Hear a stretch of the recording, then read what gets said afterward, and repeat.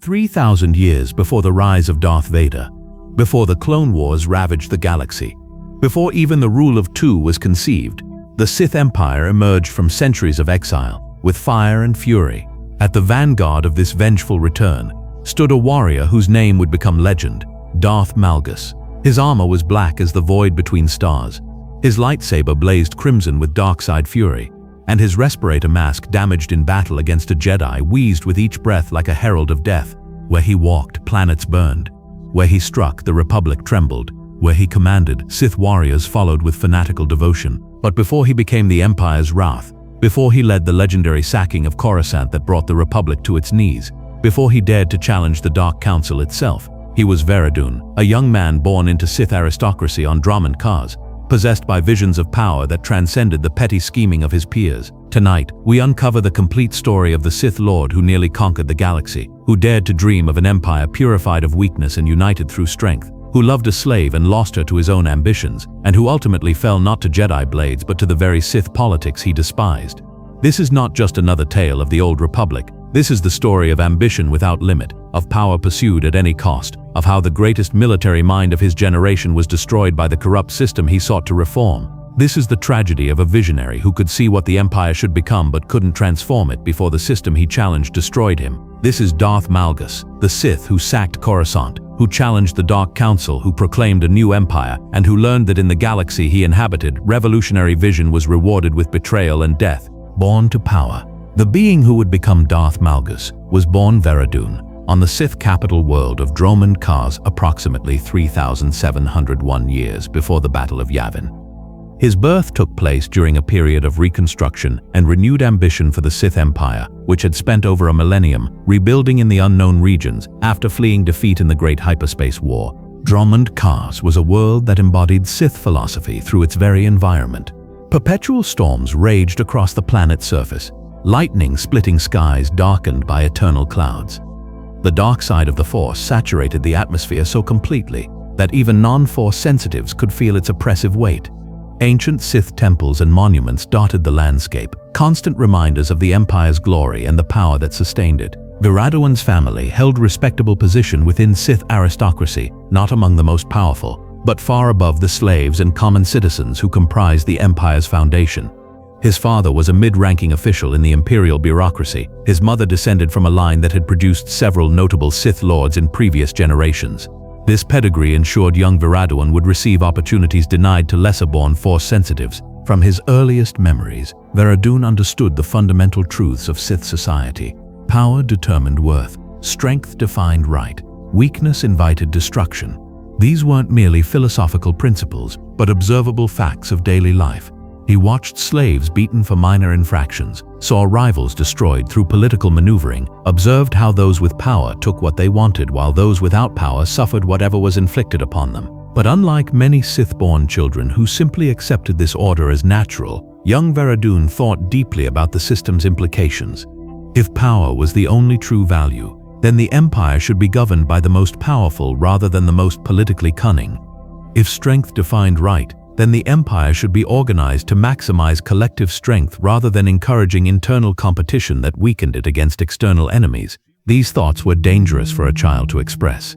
Sith philosophy celebrated individual power acquisition through any means, including betrayal and political manipulation. Suggesting that the system should be reformed implied criticism of those who had mastered it, criticism that could result in a convenient training accident that eliminated troublesome thinkers before they grew powerful enough to act on their ideas. So Veradun learned early to conceal his true thoughts behind masks of appropriate Sith ambition and aggression. He spoke the correct platitudes about gaining power through strength, about the weakness of the Republic, about the glory of the Empire. But privately, he nurtured visions of something greater, a Sith Empire that channeled its warriors' strength toward conquest rather than internal scheming, that rewarded genuine ability rather than political manipulation. His Force sensitivity manifested strongly at age 4, earlier and more powerfully than typical for Sith children. Objects moved when he was angry. Weak-minded servants obeyed his childish commands without question. Small animals died when he focused his rage upon them. These displays confirmed what his bloodline suggested. Veradun possessed exceptional potential in the Force. His formal training began at age 6 when he was enrolled in the Sith Academy on Korriban. the ancient Sith homeworld that served as the Empire's primary training facility for Force-sensitive children. The journey from Dromund Kaas to Korriban took weeks through hyperspace, and Veradun spent that time studying everything he could access about Sith history, philosophy, and the legendary warriors who had shaped the Empire. Korriban was a desert world of red sand and ancient tombs, its very stones saturated with the dark side through millennia of Sith occupation. The Valley of the Dark Lords contained the burial places of the most powerful Sith in history, their spirits still lingering in places, their knowledge preserved in holocrons guarded by traps and trials that killed the unworthy. The Sith Academy was brutal by design. Students were encouraged to compete violently, with deaths during training considered acceptable losses that eliminated the weak before they could burden the Empire.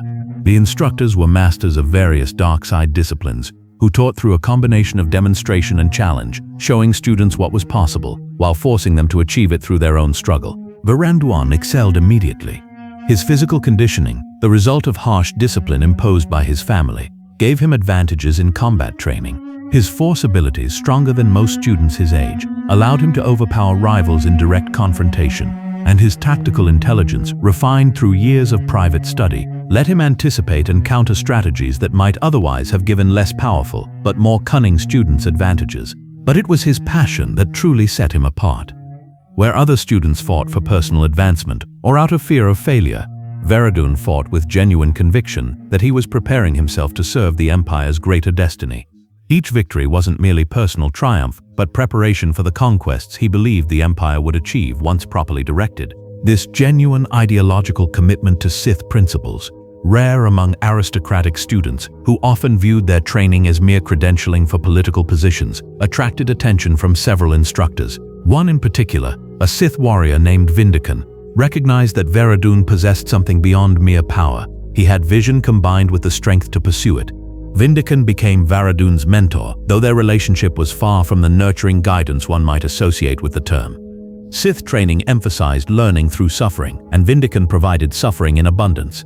Training sessions routinely left Veradun injured, exhausted, pushed beyond limits he thought were absolute. Failure brought punishment, success brought harder challenges, and there was never rest or acknowledgement that enough had been achieved. Under this brutal tutelage, Veradun's combat skills developed rapidly.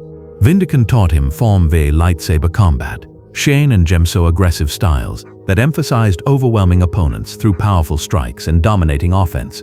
The forms suited Veradun's natural inclinations toward direct confrontation rather than subtle maneuvering, but lightsaber technique was merely foundation. Vindican also instructed him in force abilities that went beyond the basic telekinesis and mind tricks that all force users learned. Force lightning crackled from Veradun's fingers, channeling his rage into destructive energy. Force choke let him dominate enemies from a distance. Dark side healing allowed him to recover from injuries that would incapacitate normal warriors. More importantly, Vindican taught him to see the Force through Sith philosophy. The Jedi viewed the Force as an energy field that connected all living things, something to be respected and worked with harmoniously. The Sith understood it as power to be seized and bent to one's will, a tool for achieving objectives rather than a mystical force to be revered. This utilitarian approach to the Force resonated deeply with Veradun's practical mindset. He didn't care about the Force's will or balance, he cared about what it could help him accomplish. The dark side was simply the most efficient path to the power needed to transform the Empire, according to his vision. His ideological development during this period was as important as his combat training. Veradun studied the Empire's history obsessively, learning about the Golden Age of the Sith, the Great Hyperspace War's defeat, and the subsequent exile that had lasted over 1,000 years. He analyzed what had gone wrong, how internal divisions had weakened the Empire, how political scheming had created vulnerabilities the Republic exploited. From these studies, he concluded that the Empire's greatest weakness was its own culture of internal competition. The Sith philosophy of gaining power through any means, including betraying fellow Sith, created systemic instability that prevented coordinated action against external enemies. Every Sith Lord was potentially a traitor, every alliance was temporary, every victory was undermined by those seeking personal advantage. This insight was heretical. Suggesting that traditional Sith philosophy was flawed implied criticism of the Dark Council and the system they maintained. But Veradun believed he saw a fundamental truth. An empire whose warriors fought each other was weaker than an empire whose warriors fought only their enemies. He kept these conclusions private, sharing them only with Vindican during their most intense training sessions. His master listened with interest that mixed approval and caution. Vindican agreed that the Empire's internal politics were wasteful, but he warned that attempting to reform the system would make enemies of every Sith Lord who benefited from it, which was essentially all of them. Power must be taken, not given, Vindican taught. If you want to transform the Empire, you must first become strong enough that none can stop you. And to become that strong, you must master the very system you wish to change. This became Varadun's guiding principle. He would excel within the existing system, accumulating power and reputation through traditional Sith methods, until he possessed sufficient strength to reshape it according to his vision. It was a long-term strategy that required patience, a quality not typically associated with Sith philosophy's emphasis on passion and immediate action. His advancement through the Academy's ranks was meteoric. By age 16, he had defeated or killed every student who challenged him. By 18, he was executing missions for the Empire that typically would be assigned to fully trained Sith warriors.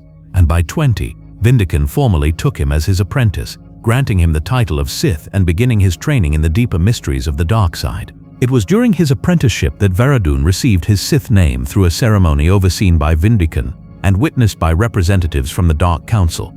The name chosen was Malgus, derived from an ancient Sith word meaning to break or to grind down. It reflected both his combat style, which emphasized overwhelming opponents through sheer power, and his destiny as one who would break the Republic's strength. Darth Malgus accepted the name with pride, understanding that it marked his transition from promising student to recognized Sith warrior.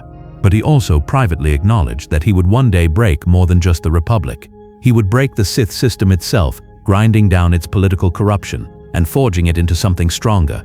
His early missions as a Sith Lord involved typical Imperial operations, eliminating Republic outposts in border regions, assassinating troublesome political figures, and suppressing slave rebellions on Imperial worlds.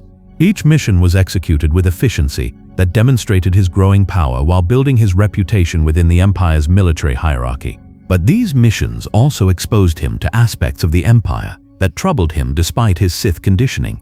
The waste of resources on pointless political vendettas, the talented warriors destroyed by jealous rivals before they could fully develop, the strategic opportunities missed because Sith Lords were too busy scheming against each other to focus on the Republic. These observations reinforced his conviction that the Empire needed fundamental reform, but they also demonstrated how difficult, perhaps impossible, such reform would be. The corruption wasn't merely a few problematic individuals, but a systemic feature of Sith philosophy as it had evolved over millennia. During a mission to suppress a slave uprising on Geonosis, Malgus encountered the being who would become the most important person in his life, Alina Daru, a Twi'lek slave who had participated in the rebellion. She was captured during the final assault, scheduled for execution as an example to discourage future uprisings. Something about her caught Malgus's attention. Perhaps her defiant courage in the face of certain death. Perhaps the intelligence in her eyes that suggested she understood exactly why she had rebelled despite knowing it was futile.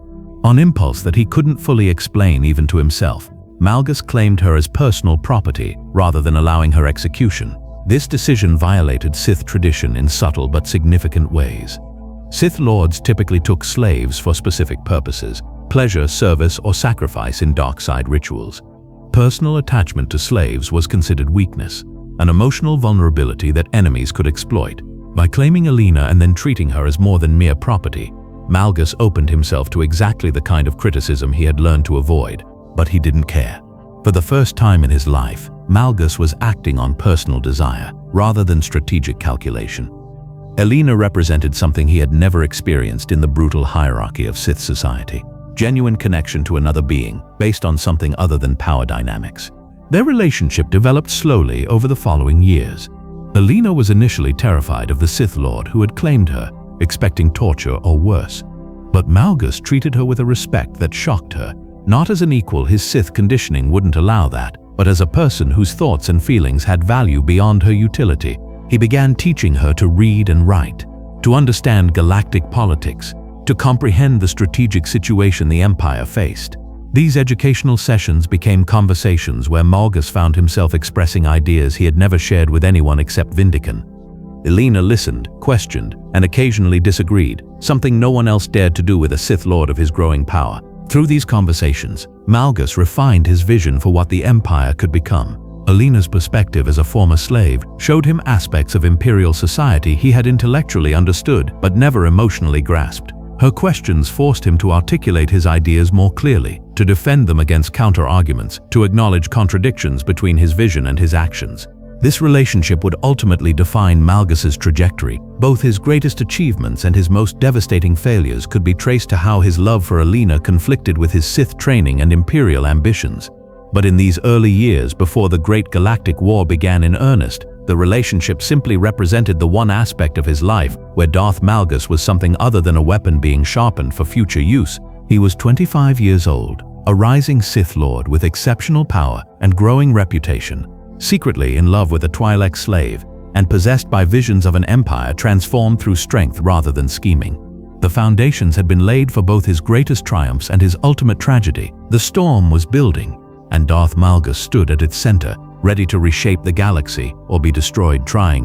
The return to war. The Sith Empire's return to known space began with careful reconnaissance and strategic planning that lasted decades. For over 1,000 years, the Empire had rebuilt in the unknown regions, nursing grudges and preparing for eventual revenge against the Republic that had defeated them.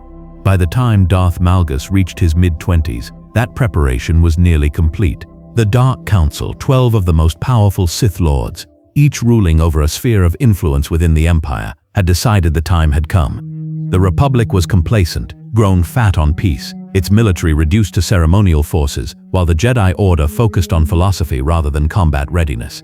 Intelligence suggested that a sudden overwhelming strike could shatter Republican resolve before they could mobilize effective resistance. Malgus was assigned to the vanguard forces that would spearhead the invasion.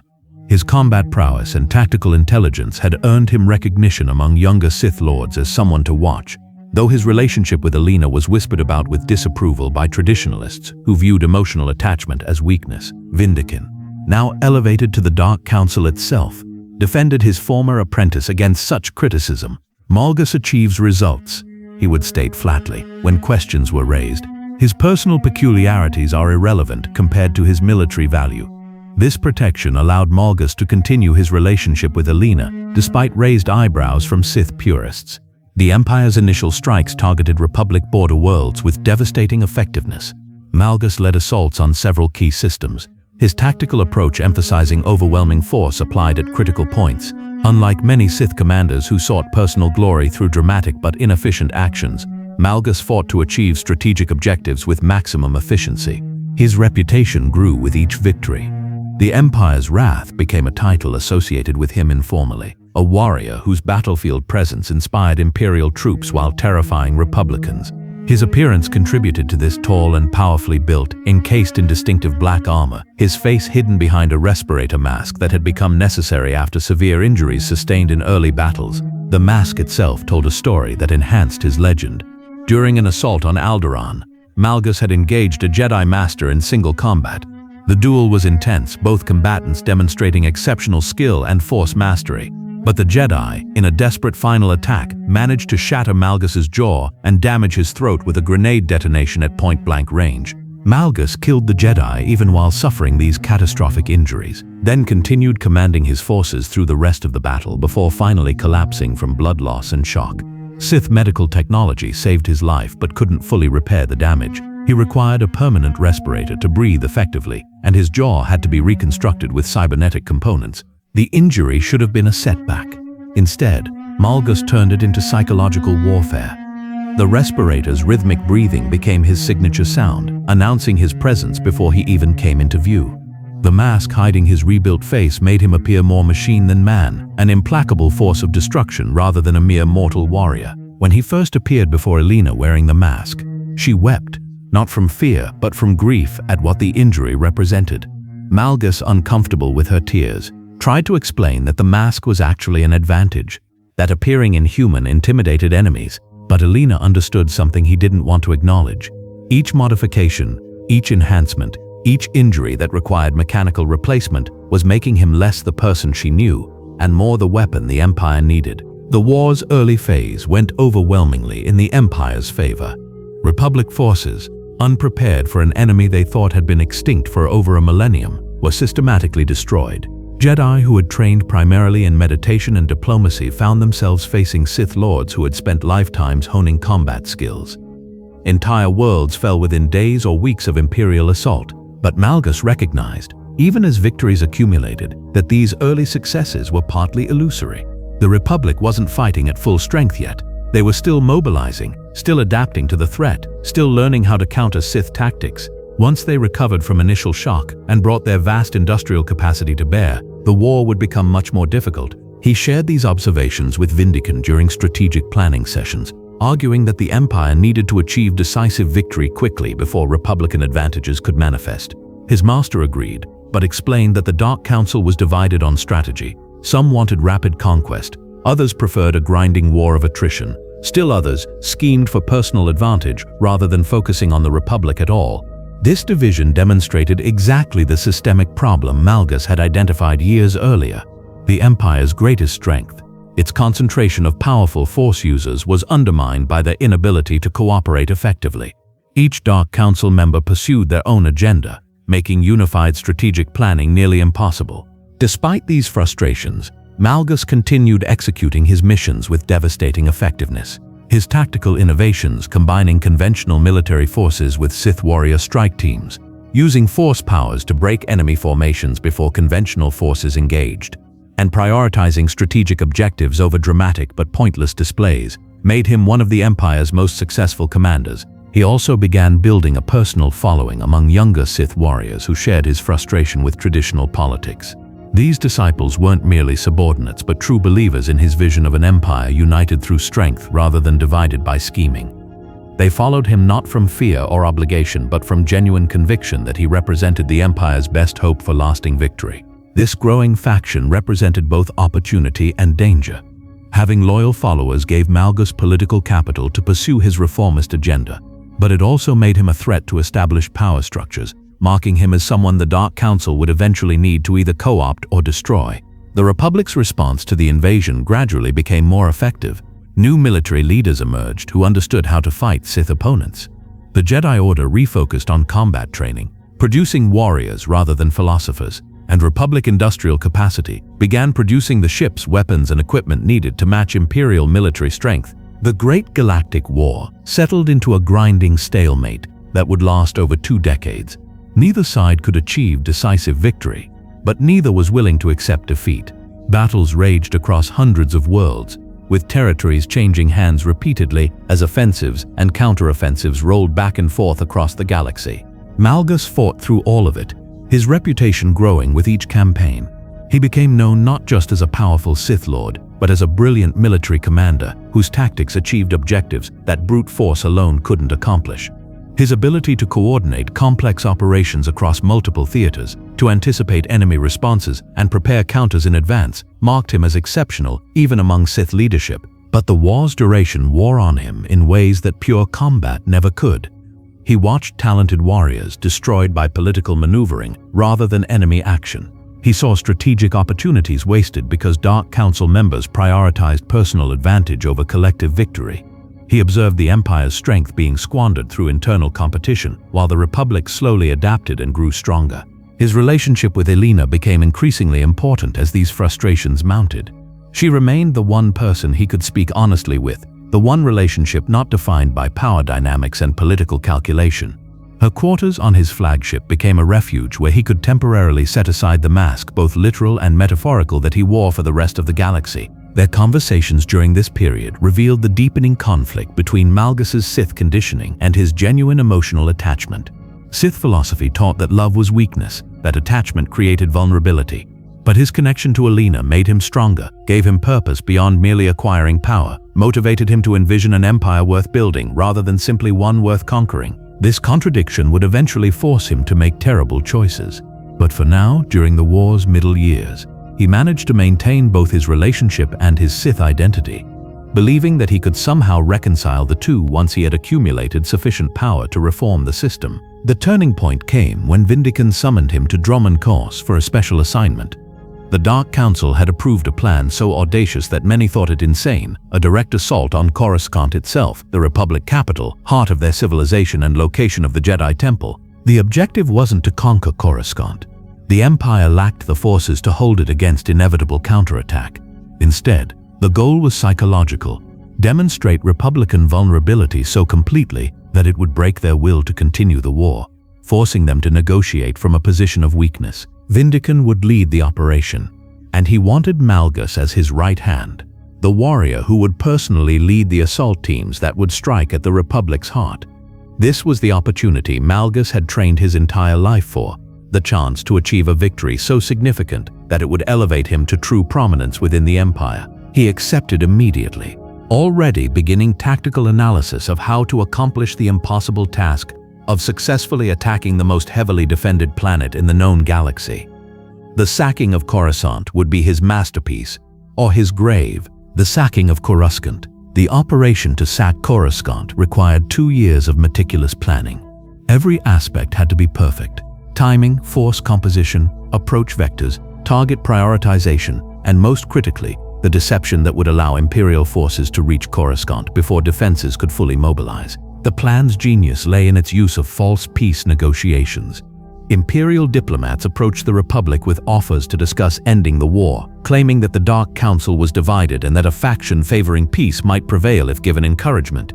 The Republic, desperate after decades of grinding warfare, eagerly accepted. The negotiations were held on Alderaan, chosen specifically because it placed Republic military forces out of position to respond quickly to threats elsewhere.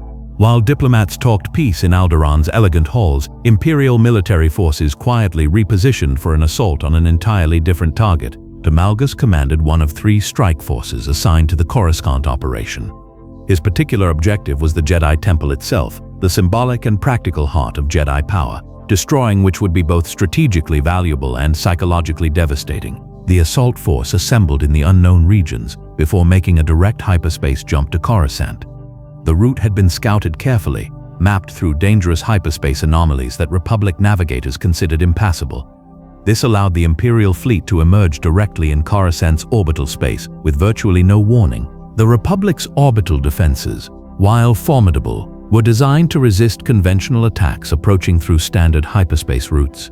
The Imperial fleet's sudden appearance from an unexpected vector created chaos that Malgus's forces exploited ruthlessly. Before Republic commanders could adapt their defensive posture, Imperial assault ships were already launching toward the surface. Malgus led his force personally, as was his custom. Unlike many Sith Lords who preferred to command from safety while subordinates took the actual risks, he believed that leading from the front inspired troops while demonstrating his commitment to victory. His presence on the front lines also ensured that he could adapt tactics in real time rather than relying on communications that enemy action might disrupt. The insertion into Coruscant was brutal. Despite the surprise of the attack, Jedi and Republic military forces rallied quickly, mounting desperate defenses against the invasion. Malgus's dropship took heavy fire during descent, losing several troop compartments to Republic interceptors before crash landing near the Jedi Temple. Emerging from the damaged ship into Coruscant's combat-torn streets, Malgus found himself in the environment where he thrived: chaotic battle requiring immediate tactical decisions and personal combat skill. Around him, Imperial troops engaged Republic forces in urban warfare, while overhead the battle for orbital control continued as Republic reinforcements arrived and engaged the Imperial fleet. The Jedi Temple stood before them, a massive structure that had represented Jedi power for millennia, now a fortress bristling with defenders who recognized that this was the Empire's primary target. Jedi Knights and Masters had gathered to defend their home, supported by Republic military forces and temple guards who would die before allowing Sith to desecrate their sacred halls. Malgus's assault on the temple demonstrated why he had become legendary. Rather than attempting a direct frontal assault against fortified positions, he divided his forces into multiple strike teams that attacked from different vectors simultaneously. While some teams engaged defenders at the main entrance, drawing their attention and resources, other teams used explosives and force powers to breach walls at unexpected points. The battle for the temple entrance was particularly savage. Malgus personally led the assault, his lightsaber carving through defenders, while his force powers threw aside those who attempted to overwhelm him through numbers. Behind him, Imperial troops poured through the breaches he created, their blasters and grenades turning the temple's entrance plaza into a slaughterhouse. Jedi Masters attempted to stop him, their lightsabers meeting his in duels that tested skills honed over decades. But Malgus had spent his entire life training for exactly these confrontations. His Form 5 technique emphasized power and domination, overwhelming opponents through relentless aggression that gave them no opportunity to establish defensive positions. One particularly skilled Jedi Master, Ven Zalo, renowned for his mastery of lightsaber combat, met Malgus in the temple's main hall. Their duel was a clash of philosophies as much as skills. Ven Zalo's defensive perfection against Malgus's overwhelming offense, Jedi serenity against Sith fury, light against dark. The duel raged across the temple's sacred spaces, while around them the larger battle continued. Malgus drove Ven Zalo back through sheer ferocity, each strike carrying enough power to shatter stone when it missed its target. But the Jedi Master's defensive technique was nearly perfect, turning aside attacks that would have killed lesser warriors while seeking openings for counterstrikes. The turning point came not from superior skill but from ruthless pragmatism. While engaged with Ven Zalo, Malgus used the Force to collapse a section of ceiling onto nearby Republic soldiers and Jedi Padawans. The Jedi Master's instinctive reaction, reaching out through the Force to catch the falling debris and save the innocents, created the opening Malgus needed. His lightsaber pierced Ven Zalo's chest in the moment the Jedi's attention was divided. As the Master fell, Malgus felt no triumph, no joy, only cold satisfaction that an obstacle had been removed and the mission was progressing. This clinical approach to combat was what made him so effective. He never allowed emotion to override tactical necessity. With the temple's primary defender dead, Imperial forces pushed deeper into the sacred structure. Jedi who remained fought with desperate courage, but they were outnumbered and outmatched. Malgus's strike team systematically cleared each level, destroying archives, defiling meditation chambers, and slaughtering any who resisted. The sacking of the Jedi Temple lasted 3 hours. When it was over, the structure that had stood for thousands of years as a beacon of light and hope was a burning ruin. Hundreds of Jedi lay dead in its corridors. Priceless artifacts and knowledge accumulated over millennia were destroyed or stolen. The symbolic heart of Jedi power had been torn out and cast down, but Malgus recognized that the temple's destruction was merely part of the larger operation. While he assaulted the Jedi, other Imperial forces were systematically destroying critical infrastructure across Coruscant: power generation facilities, communication hubs, government buildings. The goal was to demonstrate Republican helplessness, to prove that even their capital world couldn't be defended against Sith fury. The Republic's counterattack, when it finally came, was fierce, but ultimately futile. Jedi and Republic military forces that had been at Alderaan for the peace negotiations returned to find their capital burning. But the Imperial fleet was already withdrawing, having achieved its objectives. The assault wasn't meant to hold Coruscant, but to break Republican morale through devastating raid. As Malgus's forces extracted from the ruined temple, he took one final look at the destruction and felt complex emotions. Satisfaction at achieving a historic victory, pride in his warrior's performance, but also a strange emptiness. This tremendous accomplishment had ultimately been in service of forcing the Republic to accept a peace treaty, not actually conquering them. The political outcome of the sacking of Coruscant was exactly what the Dark Council had intended. Faced with proof of their vulnerability, Republican leadership accepted the Treaty of Coruscant, an agreement that ceded numerous worlds to the Empire and acknowledged Sith territorial claims. The war that had raged for decades ended not with decisive victory, but negotiated settlement for the Republic. This was bitter defeat. They had been forced to surrender from a position of military stalemate, rather than actual collapse, accepting terms they might have resisted, if not for the psychological impact of Coruscant's violation. For the Empire, it was strategic victory. They had achieved territorial gains and political acknowledgement through a single audacious operation that proved Sith military superiority, and for Malgus it was both triumph and frustration. He had led the operation that ended the war, had personally killed some of the Republic's most powerful Jedi, had achieved a victory that would be celebrated throughout Imperial space. His reputation was now unassailable. He was the Sith Lord who had sacked Coruscant, a living legend whose name would be remembered for generations. But the treaty itself represented exactly what he had feared. Rather than continuing the war until the Republic was completely destroyed, the Dark Council had settled for partial victory that left their enemy intact and capable of eventual recovery.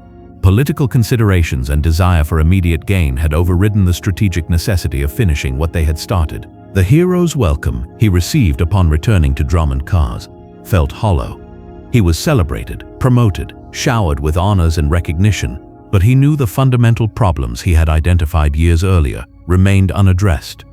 The Empire was still divided by internal politics, still wasting strength through pointless competition, still vulnerable to the very weaknesses that had led to past defeats. Vindican, who had also survived the Coruscant operation, counseled patience. "You have proven yourself beyond question," his former master explained. "Use this political capital wisely. Position yourself for influence within the Dark Council. Work within the system to change it gradually." But Malgus was tired of gradual change. He had spent decades watching opportunities wasted and strength squandered. The sacking of Coruscant had demonstrated what the Empire could accomplish when properly directed.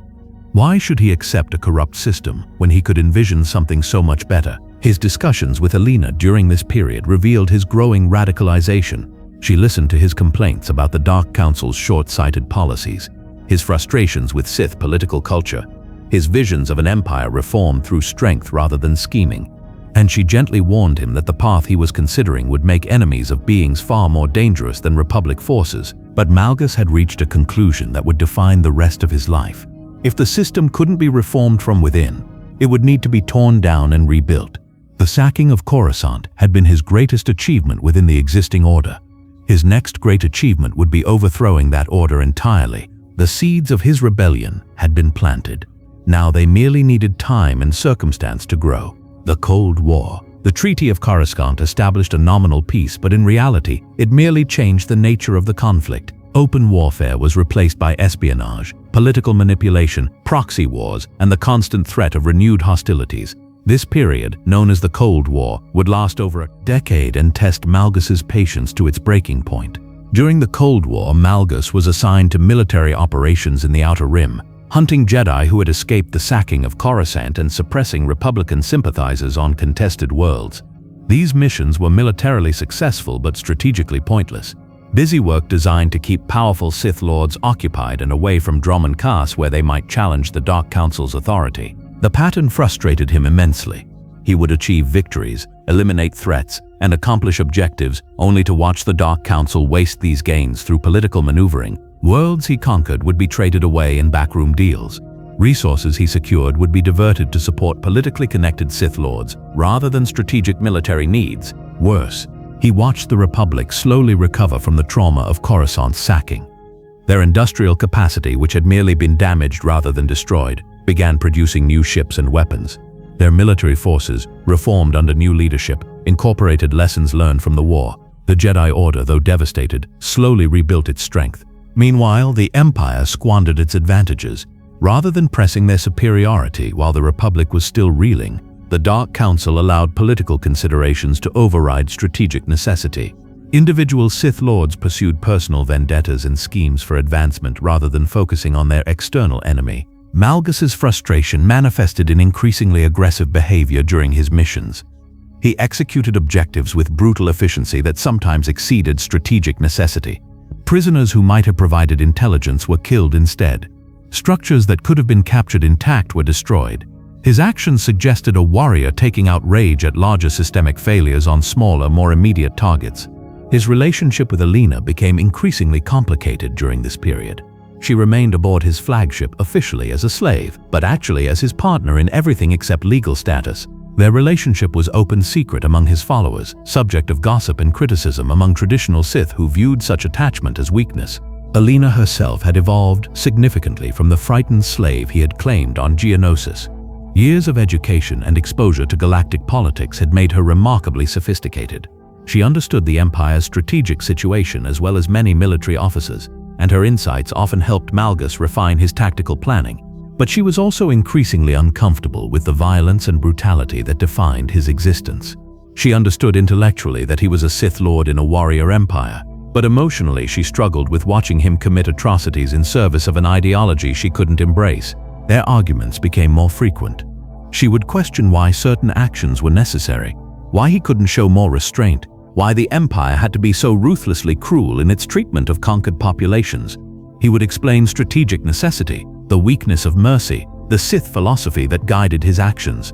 These conversations revealed the fundamental tension that had always existed in their relationship. Malgus loved Alina, but he loved the Empire, or rather his vision of what the Empire should become more. If forced to choose between them, he knew which choice Sith philosophy demanded. and increasingly he suspected that such a choice would eventually be forced upon him. The Cold War also brought Malgus into increasing contact with beings from across the galaxy. Republic defectors, independent merchants, neutral powers, trying to navigate between the two dominant factions. These interactions exposed him to perspectives he had never seriously considered during the active warfare. He met humans from Republic space who described freedoms and rights that seemed alien to Imperial culture. He encountered alien species systematically discriminated against by the Empire's human supremacist ideology. He observed how the Empire's brutal policies created resentment and resistance, even among populations that might otherwise have been neutral or even sympathetic. These observations reinforced his belief that the Empire needed reform, but they also complicated his vision of what that reform should achieve. Initially, he had imagined simply making the Empire more efficient, eliminating political corruption while maintaining its fundamental Sith character. But now he began considering more radical possibilities. What if the Empire could be transformed into something that actually earned loyalty, rather than ruling through fear alone? What if species other than humans could participate fully in Imperial society based on their strength rather than being automatically relegated to servitude? What if the Empire could be reformed into a meritocracy where power came from demonstrated ability rather than political manipulation or species origin? These ideas were heretical by Imperial standards. The Empire's entire social structure was built on hierarchy. Sith Lords ruled over military officers, who ruled over common citizens, who ruled over aliens, who ruled over slaves, suggesting that strength alone should determine position threatened the status of everyone who benefited from the existing system. But Malgus had spent decades watching that system waste the Empire's potential. He had seen talented warriors destroyed by political maneuvering, brilliant alien strategists relegated to servitude, resources squandered on pointless internal competitions. The inefficiency wasn't merely distasteful, it was weakening the Empire against enemies who would eventually exploit these weaknesses. His private discussions with trusted followers during this period revealed his evolving ideology. He began articulating a vision of a new empire, purified of political corruption, united by strength regardless of species, organized to maximize military effectiveness rather than maintaining traditional hierarchies.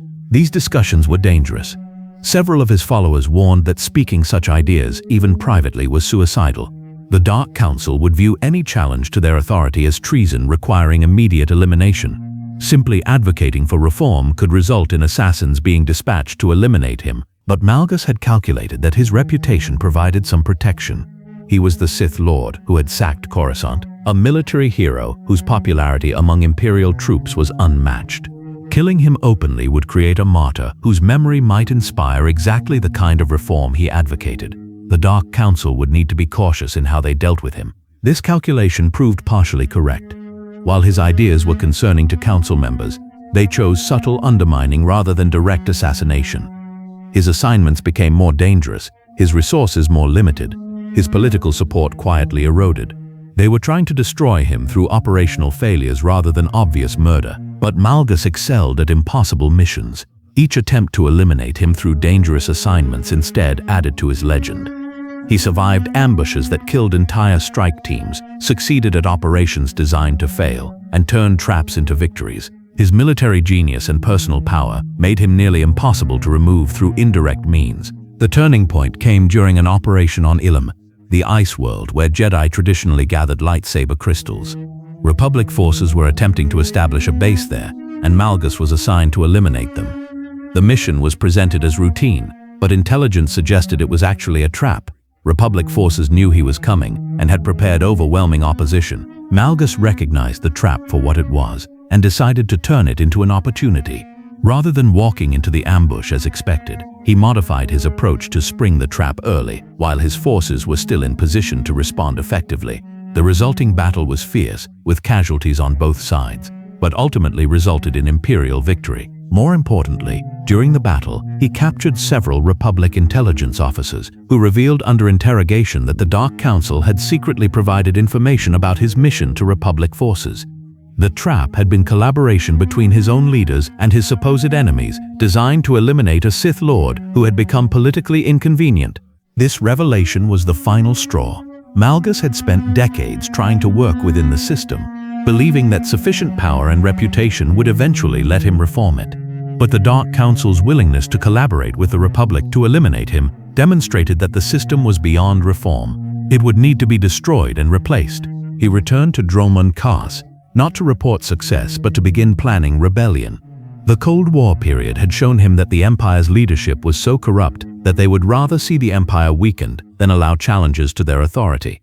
This corruption made them unfit to rule. And if they were unfit to rule, someone else would need to take their place. The decision to rebel was made easier by one crucial factor. He had spent years building a following among warriors who shared his frustrations.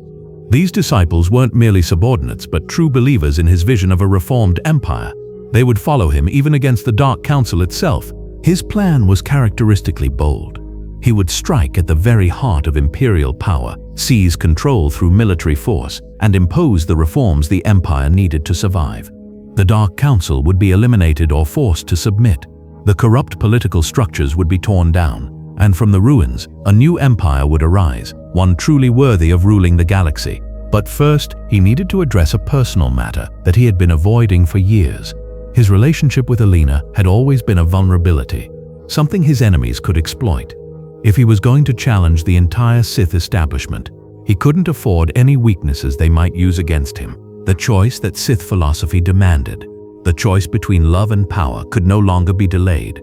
And Malgus, for all his revolutionary idealism, was still fundamentally a Sith Lord who understood that power required sacrifices. The conversation he needed to have with Alina would be the hardest thing he had ever done. But it was necessary if his rebellion was to succeed. Personal attachments were weakness, and weakness invited destruction. The cold calculation that had made him a great military commander was about to destroy the one genuine emotional connection he had ever formed. The tragedy was that he understood exactly what he was doing and proceeded anyway, believing that the cause justified any sacrifice. The price of vision. The decision to kill Alina Daru was made with the same cold calculation that Malgus applied to all strategic questions.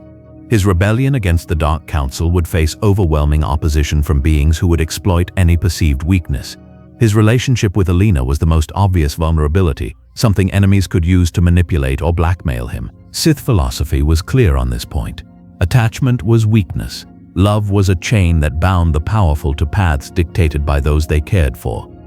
If he truly intended to transform the Empire, he could not afford to be compromised by concern for a single being, regardless of his feelings for her.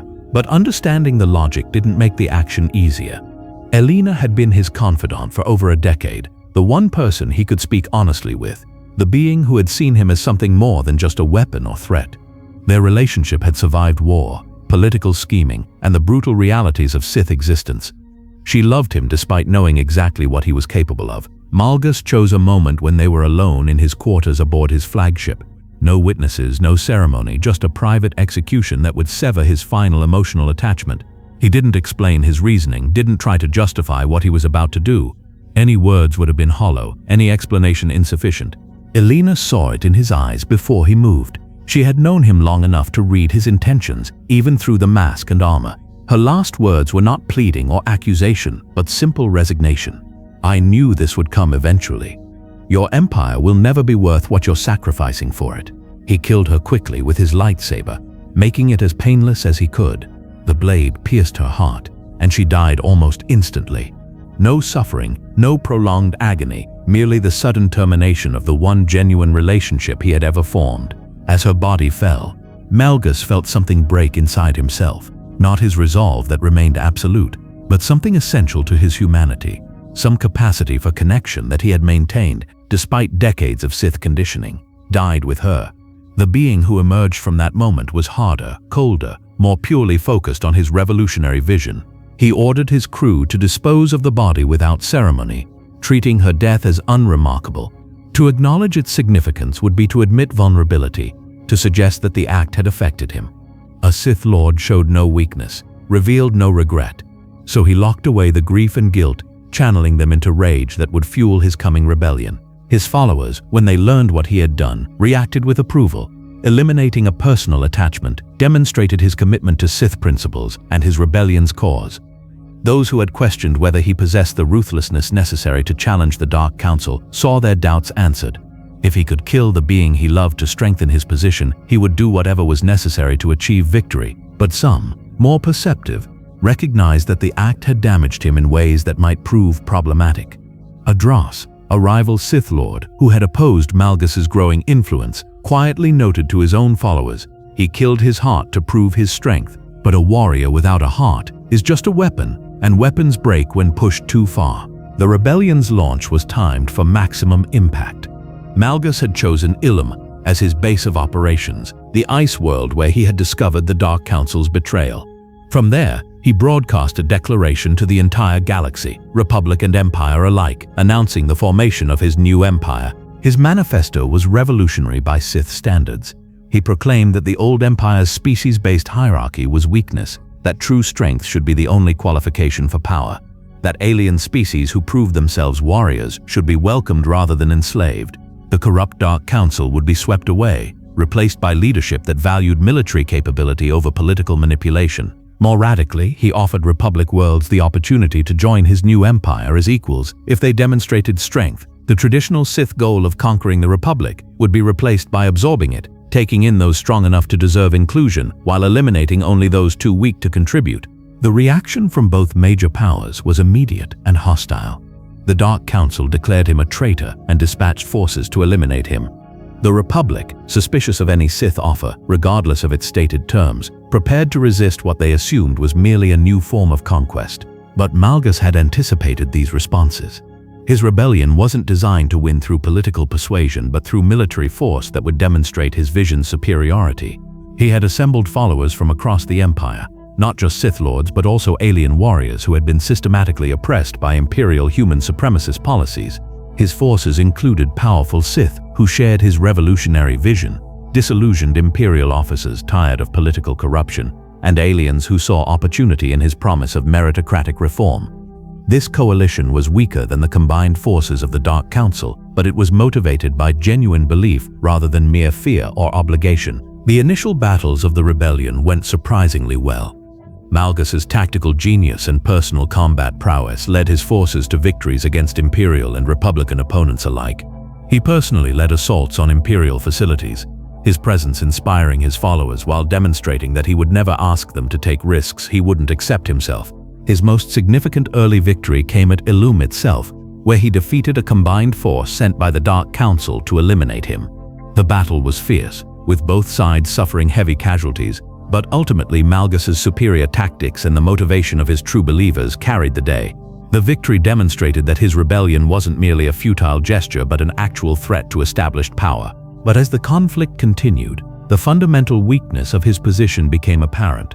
The Dark Council controlled most of the Empire's resources and military forces. The Republic, while sympathetic to neither side, generally viewed the establishment empire as the lesser threat compared to Malgus's revolutionary ideology, and his own forces, while motivated, were simply too few to sustain prolonged conflict against overwhelming odds. More problematic was the reaction of the very beings he claimed to be liberating. Alien species oppressed by the Empire were suspicious of a Sith Lord's promises, remembering centuries of betrayal and exploitation. Many chose to remain neutral rather than risk supporting a rebellion that might fail and leave them in an even worse position. Malgus recognized these problems, but believed that military success would overcome them. If he could demonstrate that his new empire was winning, that his vision was viable, then support would follow. He just needed to achieve enough victories to shift the perception that his rebellion was doomed. The strategy that seemed most promising was striking at Coruscant again, demonstrating that he possessed the same power that had made him legendary, using that power to force both the Dark Council and Republic to acknowledge his new empire's legitimacy. It would be the sacking of Coruscant on an even grander scale, a victory so overwhelming that it couldn't be ignored or dismissed. But this time, he wouldn't be leading Imperial forces with the Dark Council's approval and resources.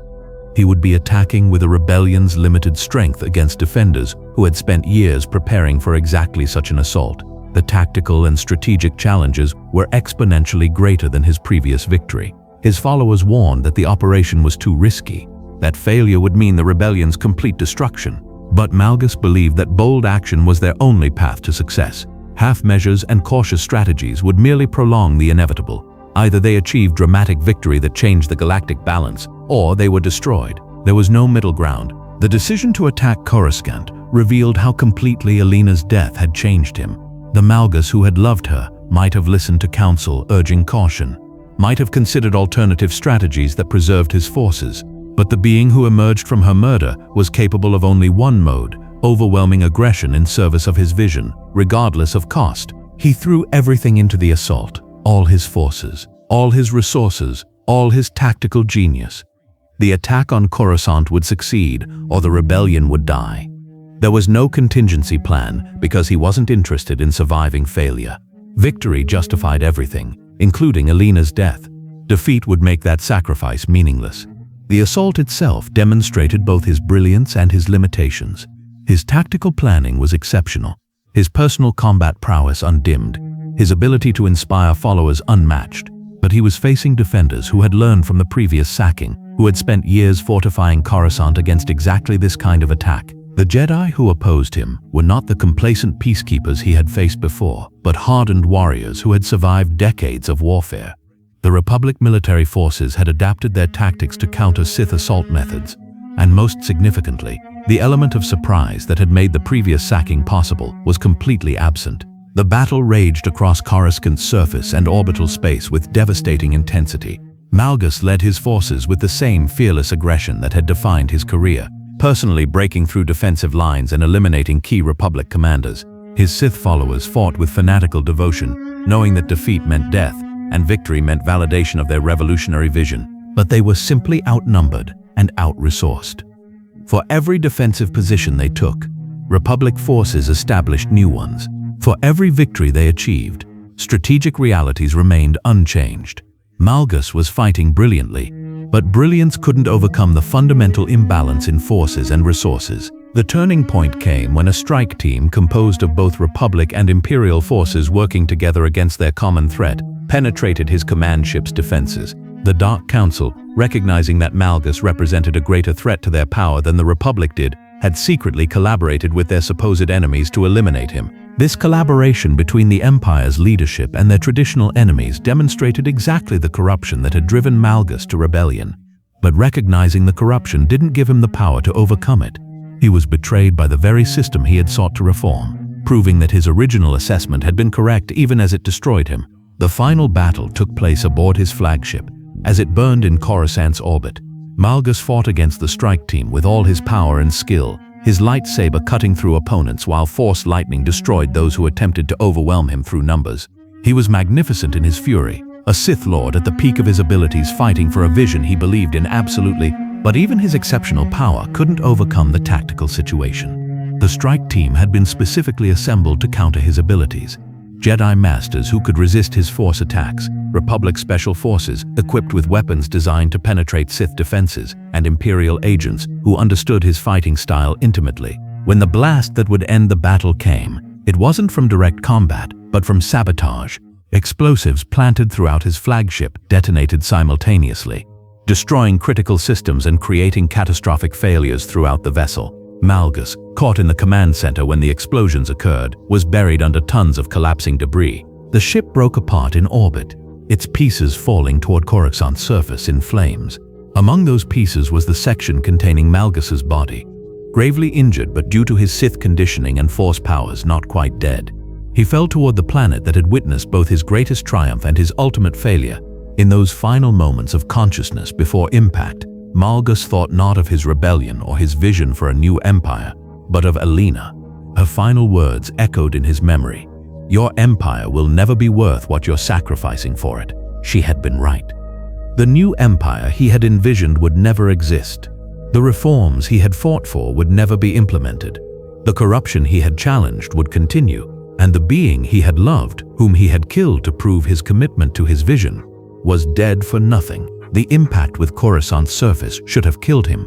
Instead, his Force powers and cybernetic enhancements kept him barely alive, trapped in wreckage, his body broken beyond any hope of recovery, waiting for whatever fate the galaxy had determined for him. Darth Malgus, the Sith Lord who had sacked Coruscant and dared to challenge the Dark Council itself, was defeated, not by lack of skill or courage or tactical genius, but by the fundamental reality that individual brilliance couldn't overcome systemic corruption backed by overwhelming resources. His followers were hunted down and destroyed.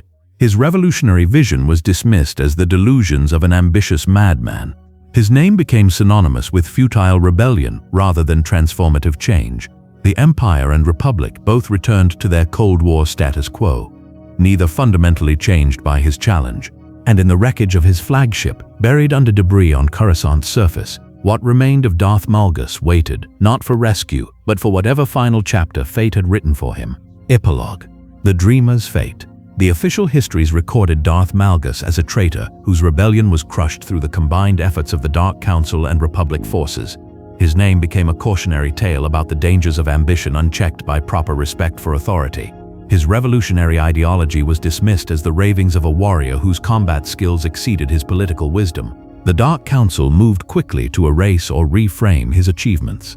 The sacking of Coruscant was attributed to Darth Vindican's leadership rather than Malgus's execution. His tactical innovations were incorporated into Imperial military doctrine without acknowledgement. His followers were eliminated or forced to renounce their association with his rebellion. The Sith who survived him learned the wrong lessons from his fall.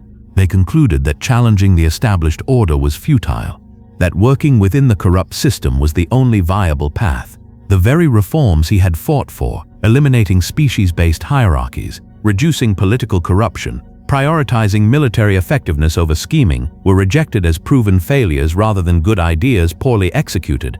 The Republic treated his rebellion as merely another Sith threat that had been successfully countered. They never seriously considered whether his critique of the Empire's corruption might be accurate, or whether some of his proposed reforms might have created a less threatening neighbor. To them, he was simply another powerful Sith Lord whose ambitions had been thwarted. On Kali, the Kalish people who had known Kimanjai Shialal heard echoes of familiar tragedy in Malgus's story. Another brilliant warrior transformed into a weapon. Another being whose vision was destroyed by the very systems he tried to reform. Another life wasted in service of causes that ultimately betrayed him. The parallels were unmistakable to those who understood both histories. But unlike General Grievous, who had been completely transformed into a tool of others' purposes, Malgus had maintained his agency until the end. His rebellion had been his choice, his vision had been his own, and his defeat came from his decisions rather than programming imposed by others. This made his tragedy perhaps less absolute, but no less bitter. The question that haunted those few who understood the complete story was whether he could have succeeded if he had made different choices. If he hadn't killed Alina, would her presence have tempered his most extreme actions? If he had waited longer to build more support before rebelling, could he have assembled sufficient forces? If he had sought reform through gradual change rather than revolutionary upheaval, might the Empire have evolved toward his vision? These questions had no answers because the moment for alternative paths had passed. Malgus had chosen his course and followed it to its bitter conclusion. The new empire he envisioned existed only in imagination, destroyed before it could prove whether its founding principles were viable or merely idealistic delusions. The real legacy of Darth Malgus was the lesson about power and vision that few bothered to learn. He had demonstrated that even exceptional military genius and genuine ideological commitment couldn't overcome systemic corruption backed by overwhelming resources. Individual brilliance, no matter how remarkable, had limits against institutions designed to resist change. But he had also demonstrated that such resistance came at a cost. The Dark Council's collaboration with the Republic to destroy him had weakened the Empire by forcing it to divert resources from its traditional enemy.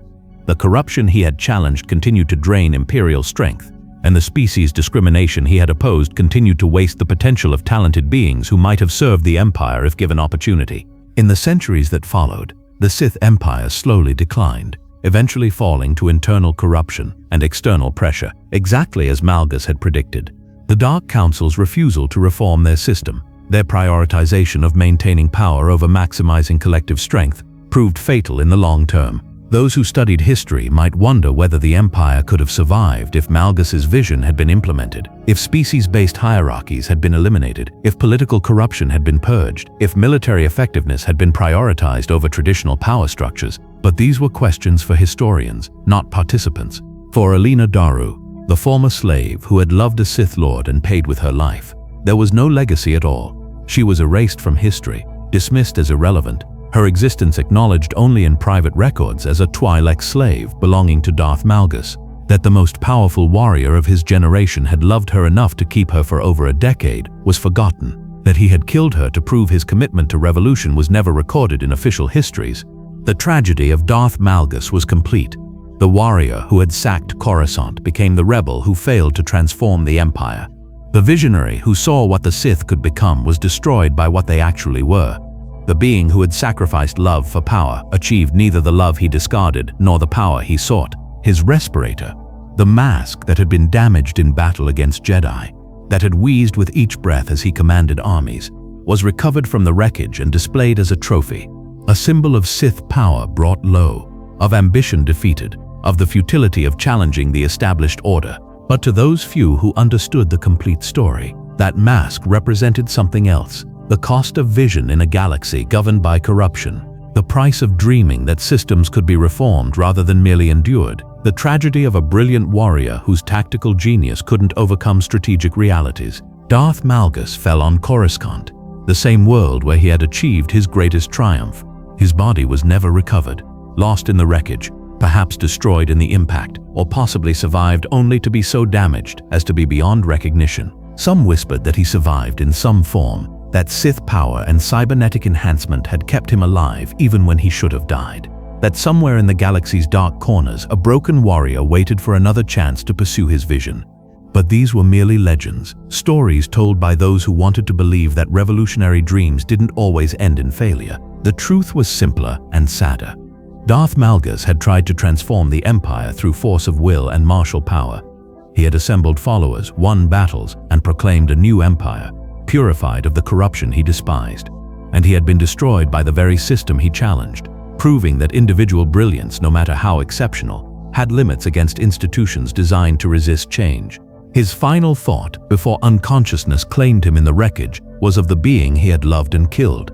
Elena had warned him that his empire would never be worth what he sacrificed for it. In his last moments of awareness, Darth Malgus understood that she had been absolutely correct.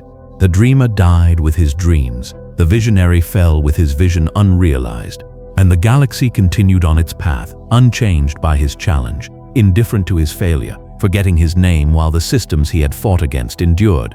This was Darth Malgus, the warrior who sacked Coruscant, who dared to dream of a better empire, who sacrificed love for revolution, and who learned that in the galaxy he inhabited, revolutionary vision was rewarded with betrayal, defeat, and oblivion. His breathing stopped. His heart ceased. And the new empire he had proclaimed died with him, existing only in the briefest moment between declaration and destruction. A vision that the galaxy glimpsed but never allowed to become real,